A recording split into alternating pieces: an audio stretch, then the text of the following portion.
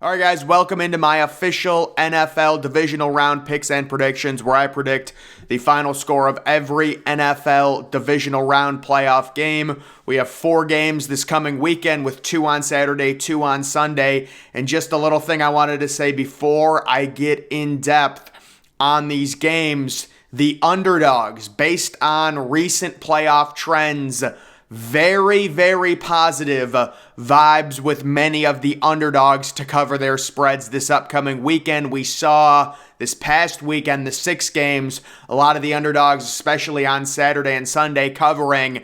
And then we had Dallas winning, which was the one big thing that I nailed.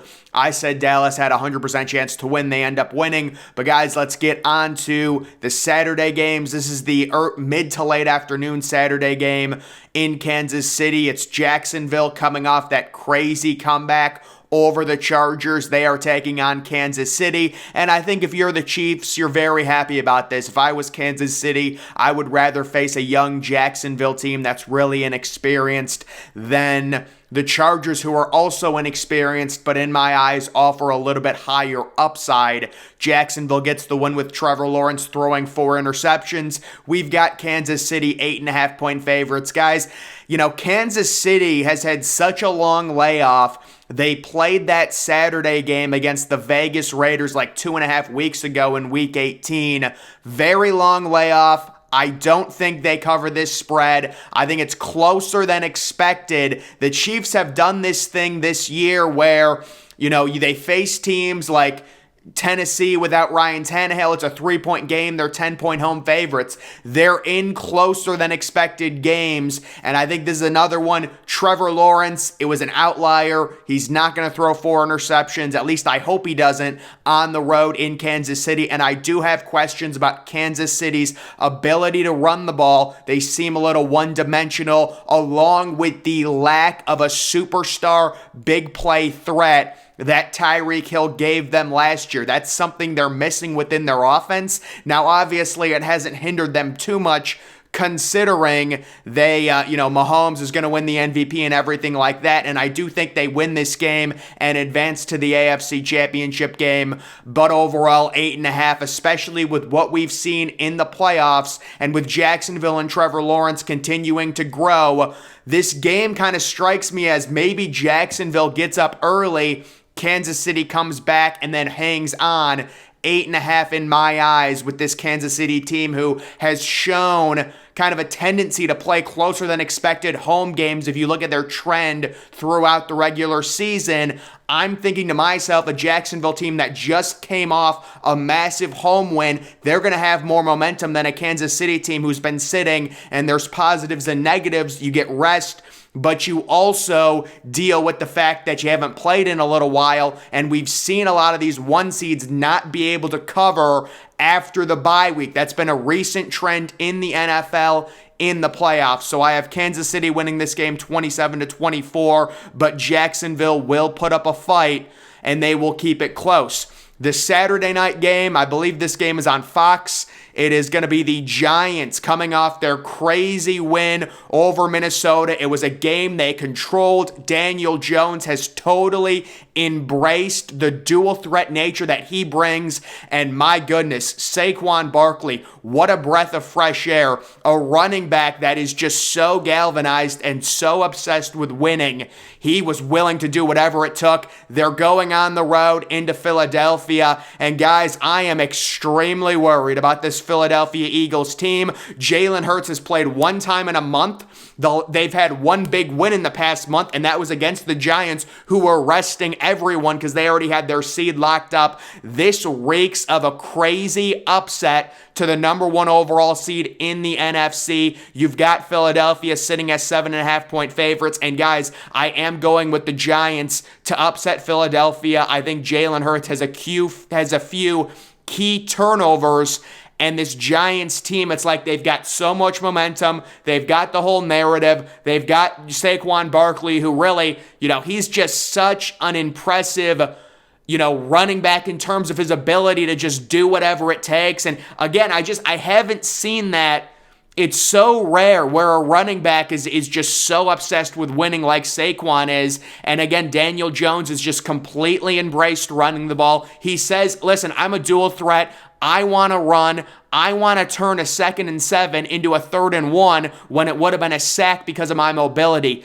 I love this Giants team. They have way more momentum than Philadelphia. Yes, Philadelphia is the better team, but this is a team whose quarterback has played one time in a month. They have zero momentum. They've gotten one big win in the past 3 weeks. They're coming off a bye, and that only win that they had was against a Giants team that was resting everyone while they were playing all of their starters. So I think Philadelphia has had a great season, but just looking at Jalen Hurts, the makeup of Philadelphia, this reeks, and I'm not a Giants fan. I had the Giants losing last week in a close one to Minnesota, and they shut me up. Now I respect them, and I'm saying, look, they're not more talented than Philadelphia, but sometimes in the NFL, we know that doesn't matter. They're close enough to where I think the Giants on the road have more momentum going into this game, and they get a crazy road upset over the Philadelphia Eagles 23-20. Moving on to the Sunday games. This game, I believe, on CBS, maybe NBC, I forgot which one,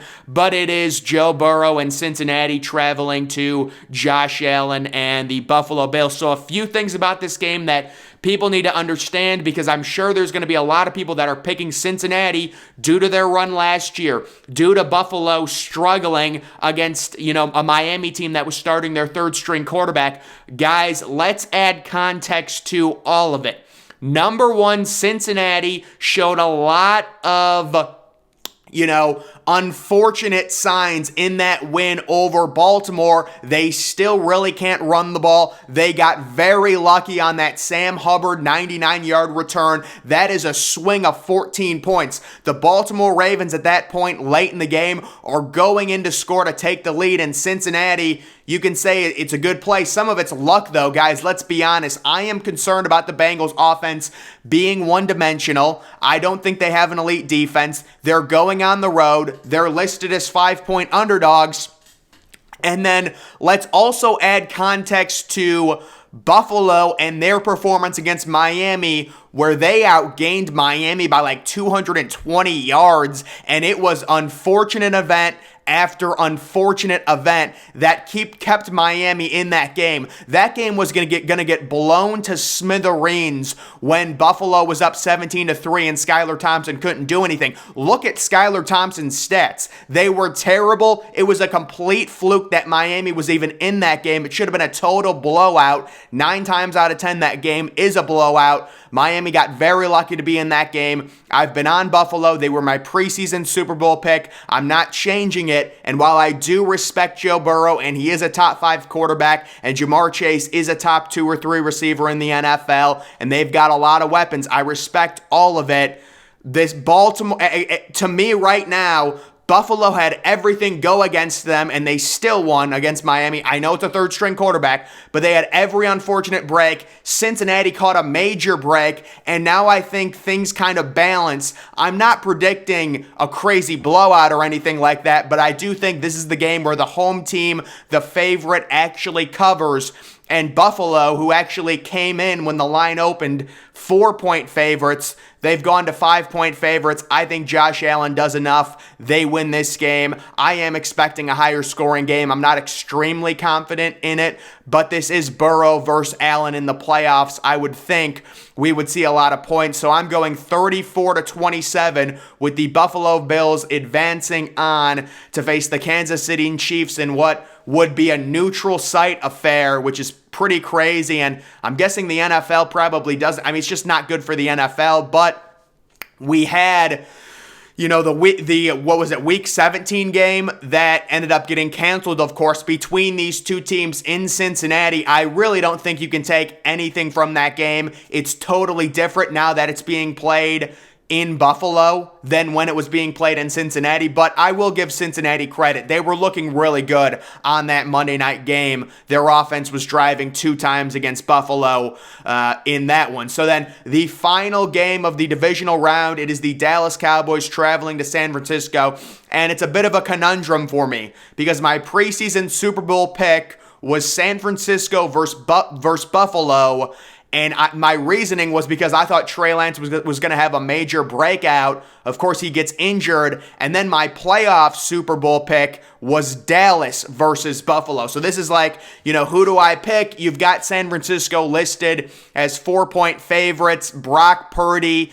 It's remarkable what he's doing. It doesn't make sense. You would figure a 7th-round rookie at some point would reach a breaking point. And guys, I think this is a surprising lower scoring game with both Brock Purdy and Dak struggling. The defense is maybe having a change of pace, playing better, and the Dallas Cowboys winning this game on the road. We saw Dak Prescott and that offense look completely unstoppable against the Tampa Bay Bucks. I said they would win that game. I said people were, they had a blind spot for Tom Brady. He really wasn't that good this year. That Tampa Bay offense had severe problems. They could not run the ball. I tried warning people. And guys, the reason I'm going against San Francisco, I just think Dak Prescott right now is significantly better than Brock Purdy. And people are going to disagree with me, and that's fine. And you may think that San Francisco's roster overall is more talented, but this Dallas team, what I saw from them against the Bucks, again, maybe I'm being a little biased because I do have Dallas making the Super Bowl. But again, I did pick San Francisco at the beginning of the year, although I thought they were going to have Trey Lance. Either way, Dallas, they do enough. Their defense shines.